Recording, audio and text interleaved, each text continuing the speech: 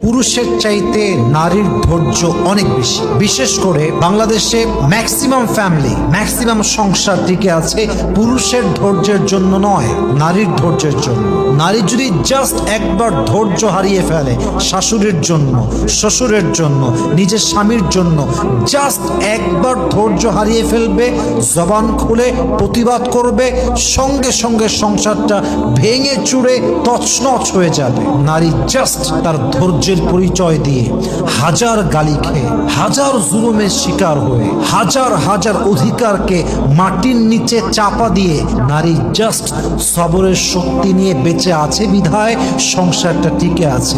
নারী যদি একবার ধৈর্য হারিয়ে দেয় সংসারটা ভেঙে চুরে চূর্ণ বিচূর্ণ হয়ে যাবে, ঠিক কিনা বলে?